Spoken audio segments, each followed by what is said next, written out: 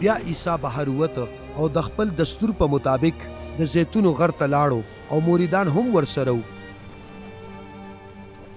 هر کله چې هغه ځای ته ورسېده نو هغې ته یې وفرمایل دعا وکئ چې د ازمیښت په وخت ناکامه نه شئ. هغه په خپله د هغې نه یو څو قدمه وړاندې لاړه، په ګوډو شو او دعا یې شروع کړه. ای پلاره، که دا چېرې ستا رضا وي نو دا پیاله زما نه اخوا کا. زما مرضي نه بلکې ستا مرضي دې پوره شي.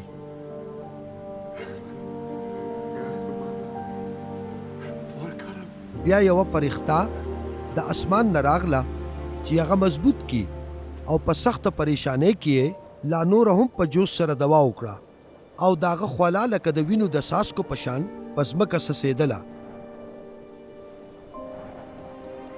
کله چې عیسی د دعا نه پاڅېده او خپلو مریدانو له راغلو نو هغې یې غمځپلي اوده وموندل. هغې ته یې وفرمایل دا تاسو ولې وده یې؟ پاسئ او دعا وکئ چې د ازمیښت په وخت ناکامه نه شئ. خو چې عیسی لا دا خبرې کولې نو ډېر خلک رالل او یهودا نومې سړی څوک چې د 12 مریدانو نه یو و د هغې نه مخکې و، هغه عیسی له راغلو چې ښکلې کړي.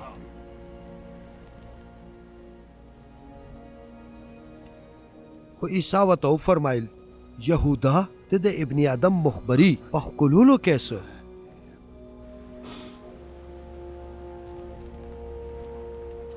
کله چې د عیسی ملګرو دا ولیدل چې څه کیږي نو هغې وویل مالکه موږ د خپلو تورو نه کار واخلو څه؟ او په هغې کې یو د مشر امام په نوکر ګزار وکړ او د هغه خیغ وږې پرې کړ. خو عیسی جواب ورکړ بس مه کوئ. بیا هغه د هغه سړي په غوږ لاس کېښوده او روغ یې کړ.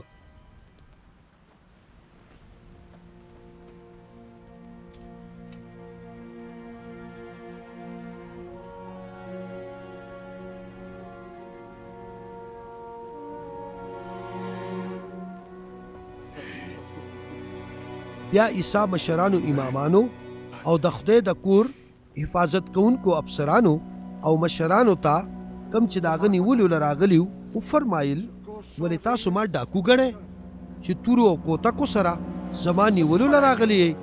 زه هره ورځ تاسو سره د خدای په کور کې وم نو تاسو ما ته لاس وانه چولو. خو اوس دا ستاسو دپاره موقع ده او د تورې تیاري اختیار.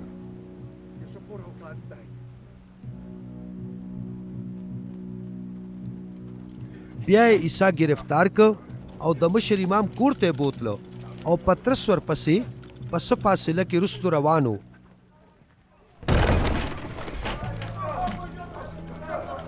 کله چې هغې د صحن په منځ کې اور بل کړ او ګیر چاپېره ته کېناستل نو پطرس هم د هغې په منځ کې کېناسته.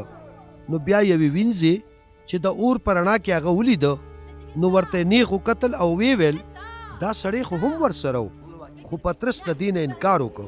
هغه وویل ای ښځې زه یې څه پېژنم. لږه شېبه وروسته بل چا ولیده او ویې ویل چې ته خو هم په هغې کې یو یې. خو پطرس وویل چې نه زه هغه نه یم. یوه ګینټه به تېره وه چې یو بل تن نور هم په کلکه وویل چې بېشکه دا سړی هم ورسره و ځکه چې دی هم ګلیلي دی. خو پطرس وویل سړیا زه خبر نه یم چې دا ته لا څه وی. په هغه ساعت چې هغه لا خبرې کولې نو چرګ بانګ وویلو. بیا مالک پطرس ته وکتل او پطرس ته د مالک خبرې را یادې شوې چې ورته یې فرمایلي وو نن هم په دې شپه د چرګ د بانګ ویلو نه مخکې به ته 3 ځله زما نه انکاري شې. نو هغه بهر ووته او په چغو چغو یې وجړل. کومو خلکو چې د عیسی څوکیداري کوله هغې ورپورې ټوکې وکړې او ویې وهلو. سترګې ورله وتړلې او د هغه نه بار بار دا تپوسونه کول که ته نبي نو موږ ته دا ووایه چې ته چا ووهلې. او دغه شان هغې د هغه نور ډېر سپکاوی هم کولو. چې ورځ شوه نو ولسي مشران امامان او د شرع عالمان راټول شول او عیسی د خپلې جرګې وړاندې پیش کړ. هغې وویل موږ ته ووایه چې ته په رښتیا مسیح؟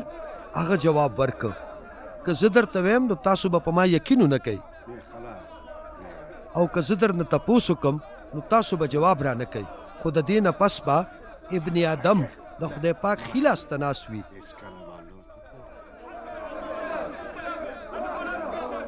هغې ټولو وویل نو بیا ته د خدای پاک زوی یې څه؟ هغه جواب ورکړ دا تاسو وایئ چې زه یم.